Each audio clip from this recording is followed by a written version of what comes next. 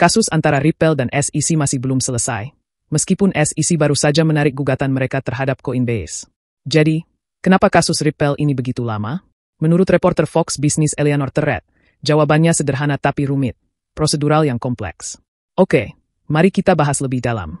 Seperti yang dikonfirmasi Terrett, alasan utama mengapa kasus Ripple ini berlarut-larut adalah karena ada keputusan pengadilan yang sudah dikeluarkan sebelumnya. Hakim analisa Torres telah menetapkan bahwa Ripple harus membayar denda sebesar $125 juta. Ini bukan keputusan ringan. Karena adanya keputusan ini, pengadilan harus mengawasi Ripple selama 1 tahun penuh, sampai 7 Agustus 2025, untuk memastikan mereka mematuhi ketentuan tersebut. Artinya, meskipun SEC ingin menghentikan kasus ini, mereka tidak bisa begitu saja menarik diri. Ada prosedur hukum yang harus dijalankan, seperti memutuskan apakah denda bisa dikurangi atau bahkan dihapus. Semua ini membutuhkan persetujuan dari hakim. Ini jelas berbeda dengan kasus Coinbase, yang belum sampai pada tahap keputusan final. Karena itu, SEC bisa dengan mudah menghentikan kasus tersebut tanpa harus menyelesaikan sisa proses hukum yang rumit. Lalu, apakah ada kemungkinan kasus Ripple ini diselesaikan lebih cepat? Sebenarnya, secara teori, bisa saja terjadi settlement atau penyelesaian di luar pengadilan. Seorang trader kripto bernama Jesse sempat mengusulkan ide ini kepada Terrett, dengan argumen bahwa jika pemerintah benar-benar ingin mengakhiri tekanan terhadap industri kripto, mereka harusnya mempercepat penyelesaian kasus Ripple juga.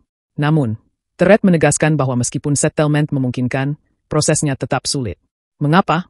Karena keputusan pengadilan yang sudah keluar membuat Ripple dan SEC harus menghadapi lebih banyak hambatan hukum dibandingkan dengan kasus Coinbase. Ada sebuah analogi menarik yang dibagikan oleh pengacara pro-kripto, Jeremy Hogan. Ia membandingkan kasus Coinbase dan Ripple dengan 2 jenis hubungan. Coinbase, katanya, seperti hubungan jangka pendek, mudah untuk mengakhirinya tanpa banyak drama. Sedangkan Ripple, itu seperti hubungan jangka panjang, dengan komitmen yang lebih dalam, bahkan sudah punya anak. Maksudnya, karena sudah ada keputusan hukum yang kuat, mengakhiri kasus ini jauh lebih rumit dan memerlukan proses yang panjang.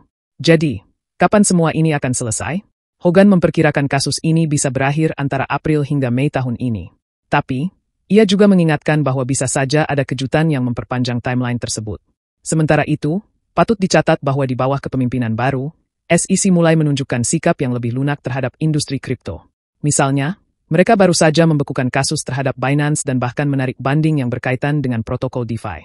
Jadi, intinya adalah, meskipun SEC sudah mulai melonggarkan sikapnya terhadap beberapa perusahaan kripto besar, kasus Ripple tetap menjadi pengecualian karena kompleksitas hukum yang sudah berjalan jauh. Dengan denda besar yang harus diawasi pengadilan, penyelesaiannya jelas tidak bisa dilakukan secara instan. Bagaimana menurut Anda? Apakah ini tanda bahwa industri kripto memang butuh regulasi lebih ketat? Atau justru menunjukkan ketidakadilan dalam sistem hukum? Tulis pendapat kalian di kolom komentar. Dan jangan lupa subscribe untuk update terbaru seputar dunia kripto.